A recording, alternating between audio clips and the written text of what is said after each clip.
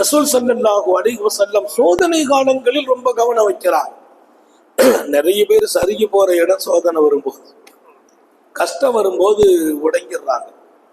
தொழுகைக்கு போறதில்லை, வீட்டிலேயே முடங்கி செயலிழந்து சர்க்காரை ஆளும் இருக்கிறார்கள். ஒரு அம்மா கபூர்ல உட்கார்ந்து அழுதுட்டு இருக்கு. பெருமானார் போறாங்க, அதை கடந்து அந்த பெண்ணை பார்க்கறாங்க. அங்க ஏதோ ஒரு ஜனாசா அடக்கமா இருக்குது, ஏதோ ஒரு உறவுகளோ யாரோ அடங்கி இருக்கிறாங்க. அது பக்கத்துல போய் உட்கார்ந்து அழுதுட்டு இருக்கு.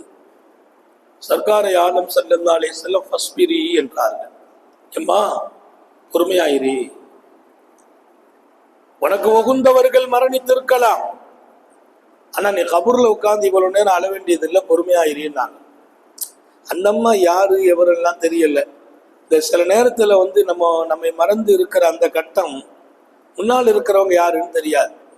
ரெண்டு இடம் ரொம்ப ஆபத்தான இடம். நம்ம ரொம்ப பொறுமையில இழந்து டென்ஷனா இருக்கும்போது முன்னால யார் வர்றாங்க, யாரை பார்க்குறோம், யார்கிட்ட பேசுறோம் தெரியாம நாம மரியாதை குறைவா நடந்துருவோம். இன்னொன்னு கோப நேரத்திலையும் நம்ம யார்கிட்ட பேசுறோங்கிறத கூட மறந்துடுவோம். கோபத்தை குறித்து பெருமக்கள் எழுதுவார்கள், அல் கலபு ஜுனூன், கோபம் என்பது ஒரு பைத்தியம் என்பார்கள். அல்லாஹ் நமக்கு பாதுகாப்பானாங்க. பைத்தியக்காரன் யார்கிட்ட பேசுறான்னு தெரியுமா அவனுக்கு? கோபத்தில் முன்னால் இருக்கிறவரின் தரம் விளங்காமல் பேசுவோம். அதே போல்தான் நிதானம் இழந்து பொறுமை இழந்து இருக்கிற போது அந்த அம்மாவை பார்த்து அகிலத்தின் அருட்கொடை ஸல்லல்லாஹு அலைஹி வஸல்லம் ஃபஸ்பிரி, பொறுமையா இருந்தாங்க. அந்த அம்மா உடனே சொன்னாங்க, எனக்கு ஏற்பட்ட பாதிப்பு தங்களுக்கு ஏற்பட்ட அப்படி சொல்ல மாட்டீங்க, எனக்கு ஏற்பட்ட பாதிப்பு தங்களுக்கு ஏற்பட்டிருந்தால் அப்படியெல்லாம் அட்வைஸ் பண்ண மாட்டீங்க அப்படின்னு சொல்றாங்க.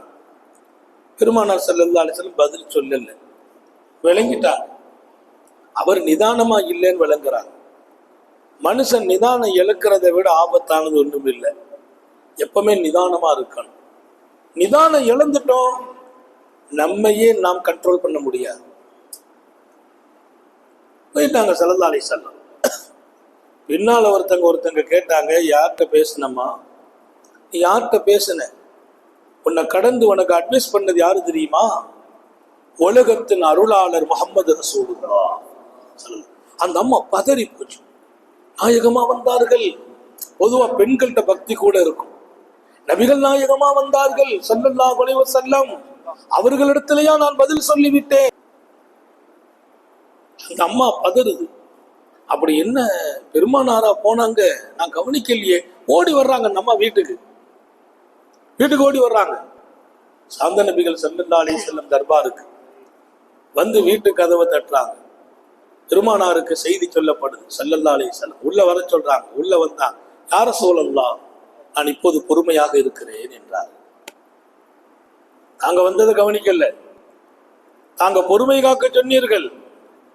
அந்த நேரத்தில் எனக்கு கண்ணுக்கு ஒண்ணுமே தெரியல, இப்ப நான் பொறுமையா இருக்கிறேன். நபி பெருமானார் சொன்ன ஹதீஸ் என்ன? அந்த அம்மாட்ட சொன்னாங்களாம், அஸ்ஸபுரு இந்த சதுமத்தில் ஊலா.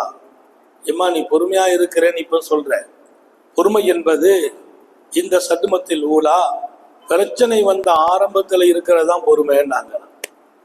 பொறுமை எப்போ? தாக்குதல் நடந்த போது, வேதனை வந்த போது பொறுமை காக்கணும். இவ்வளவு நேரம் பொறுமை இழந்து என்னவெல்லாம் பேசக்கூடாது, எல்லாத்தையும் பேசிட்டு என்னவெல்லாம் செய்யக்கூடாது எல்லாத்தையும் செய்துட்டு, சட்டையை கிழிச்சு அழுதுட்டு, கன்னத்துல அடிச்சு அழுது காயப்படுத்தி, யார் பேசுறாங்க எவர் பேசுறாங்க என்பதை எல்லாம் உணராமல் எல்லா பொறுமையும் இழந்து விட்டு இப்போது பொறுமை காக்கிறேன் என்கிறாயே. பொறுமை என்பது சதுமத்தில் ஊலா, அது ஆரம்ப நேரத்தில் ஏற்பட வேண்டும் என்றார்கள் அகிலத்தின் அருட்கொடை ஸல்லல்லாஹு அலைஹி வஸல்லம். நமக்கும் பல பேர் அப்படிதான், எல்லா வேலையும் செய்துட்டு என்ன ஆட்டம் போடணுமோ போட்டுட்டு கடைசியா நான் பரவாயில்ல வேற என்ன செய்யறது பொறுமையா இருந்துக்கிறேன். அந்த பொறுமைக்கு மதிப்பும் இல்லை, அந்த பொறுமைக்கு கூலியும் இல்லை. மதிப்பும் கூலியும் துவக்கத்தில் இருக்கிறது என்றார்கள்.